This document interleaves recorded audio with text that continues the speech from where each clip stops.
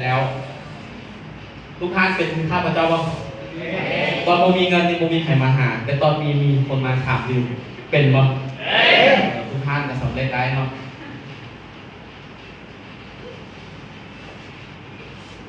หลังจากนั้นข้าพเจ้าก็ส่งตัวเองมันเรียนอยู่ที่เวียงนี่เนาะโดยสามารถเรียนแล้วก็เรียนจบเดี๋ยวนี้ก็อาชีพเป็นผู้สอนอยู่เรียนรัฐแห่งหนึ่งบอกซื้อนะว่าอยู่จอมณีรักหานี่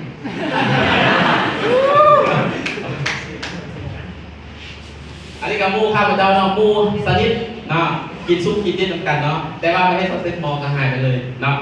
กับมูนั่นแหละเดี๋ยวนี้ประจำการอยู่ที่กระทรวงศึกษาธิการการที่ครูดีใจที่สุดเมื่อที่ได้รับของขวัญผู้ใดเป็นครูจะรู้สึกเมื่อหันเนาะรู้สึกว่าตัวเองภาคภูมิใจที่ว่ามีลูกศิษย์ลูกหาซื้อของต้อนของป้ามาให้ส่วนแก้ก็มีแต่นมกับขนมนะและกระจอกเบียร์อันเน็กนะไว้หมอดน้องเน็กบ่หมอดน้องเน็กเนาะยังหมดแล้วเลยแล้วก็ขอบใจผู้เปิดโอกาสให้ที่มาพูดจาก Success Mall เนาะที่มาเจอโอกาสในการเปลี่ยนแปลงชีวิตเนาะขอเสียงตบมือให้ท่านมองคำเปลี่ยนแก้วมณีตอนเพิ่นมาสวน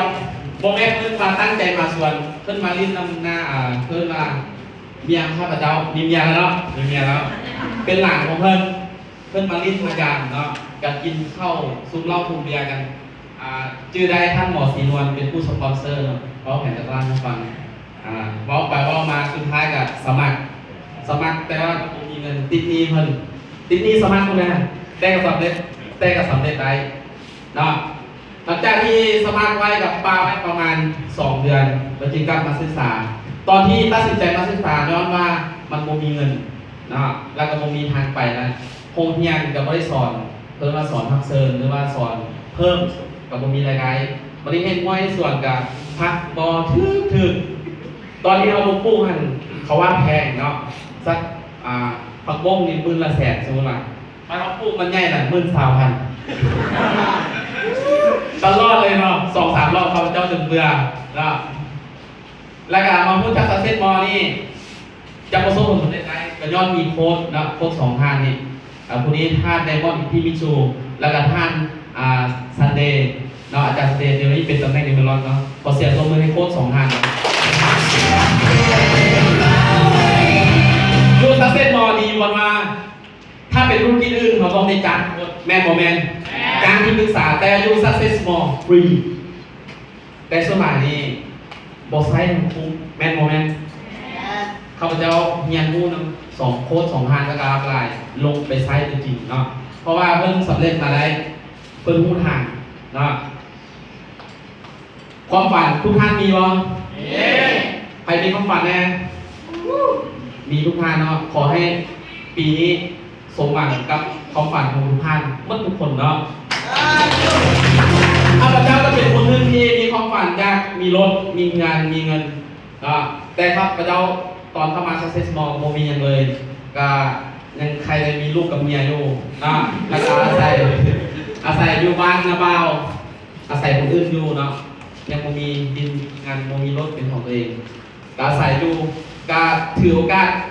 ต้องให้Success Mallให้สำเร็จเพราะว่ามันคือโอกาสแม่โมแม่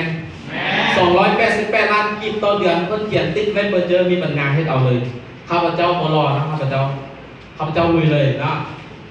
ลองมาเบิ่งว่าข้าพเจ้าเฮ็ดอย่างใดรู้สึกว่าค่อยมันข้ามเรื่องโอเคนั่นแหละอุปสรรคข้าพเจ้าตอนเข้ามาเฮ็ดธุรกิจนี้อันแรกเลยคือเมียนะถ้าผู้ใดมีคู่นี่น่าจะรู้ถึงโมเมนต์เมียเป็นแฟนลองมึงนะพูดกันโลดว่าเป็นแนวใดแปลกป่ะตอนไปชวนไปกินเหล้าหรือว่าชวนกันไปซื้อเครื่องอย่างเมียไปเลยแต่ว่าผัวไปหาเนี่ยว่าให้ไปแปลกป่ะแปลกและเรื่อง2คือโมมีเงินที่ว่าจะซื้อสินค้า3,500,000กินเงินสมัครเงินติดหนี้ปัญหาข้าพเจ้าโมมีเวลาเพราะว่ายังเรียกประจำอยู่แล้วแต่7 โมงเช้าพอด4 โมงแรงจะเวลาอะไรไปเฮ็ดมื้อแรงก็ต้องทำลูกกลับบ้าน ทุกท่านขึ้นบ่ขึ้นแต่ว่ามีโค้ดมีอัพไลน์มีระบบสามารถเฮ็ดได้เนาะไว้มันลงไป งานแรกเลยที่ข้าพเจ้าตัดสินใจสำเร็จกับ Success Small 100%เพิ่มว่างาน The Success เนาะข้าพเจ้าไปงาน The Success 11 ที่ทางอัพไลน์คอนเสิร์ตไปเนาะข้าพเจ้าไปงานตัวนี้เนาะเป็นครั้งแรกตื่นเต้นมากคนหลายเนาะเขาขึ้นครับเงินรางวัลเป็นเช็คแบบนี้ข้าพเจ้าเป็นคนหนาวลุกเลยเนาะข้าพเจ้าจินตนาการตัวเองว่ามีมื้อนึงข้าพเจ้าต้องไปถึงครับเงินของเขาให้ได้เนาะและข้าพเจ้าก็เก็บเอาความรู้สึกของงานนั้นกลับมาเอามาใช้เอามาเฮ็ดเพื่ออยากให้มันเกิดผลลัพธ์แบบนี้เนาะลองมาเบิ่งว่าสิ่งที่ข้าพเจ้าเฮ็ดหลังจากกลับมานี้เฮ็ดอย่างไร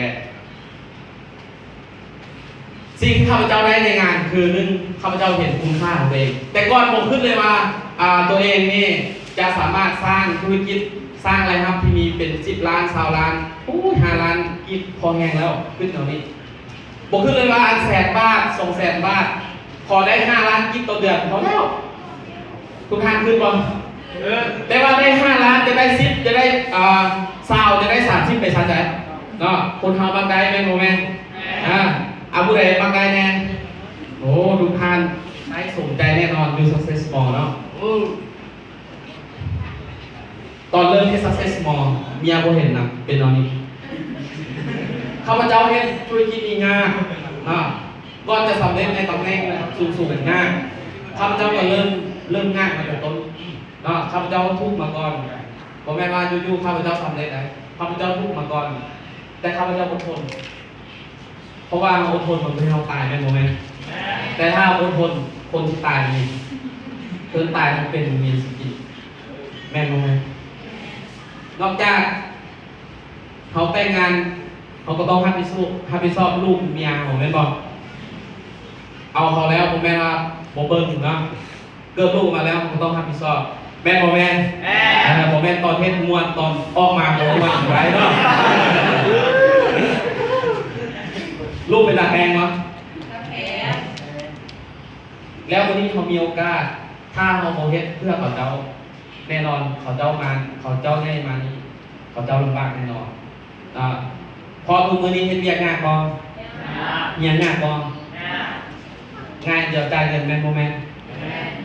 ถ้ามื้อนี้เรามีโอกาสเฮ็ดเพื่อเขาเจ้าแบบนี้เขาก็เป็นพ่อคนนึงที่ว่ามีคุณค่าที่สามารถเฮ็ดเพื่อลูกได้แม่นบ่แม่นเพิ่นมื้อนี้เฮาเฮ็ดบ่ร่ำรวยบ่มีเงินซื้อยนต์ซื้อเครื่องบินให้เขาแต่เขาสามารถให้เขาสุขสบายได้ทุกท่านที่ว่าดีบ่เนี่ยเป็นเหตุผลที่ข้าพเจ้าตัดสินใจให้ธุรกิจนี้เป็นเหตุผลต่อไปนะคนนี้เมียข้าพเจ้าถ้าเมียข้าพเจ้าจะให้ข้าพเจ้าจะ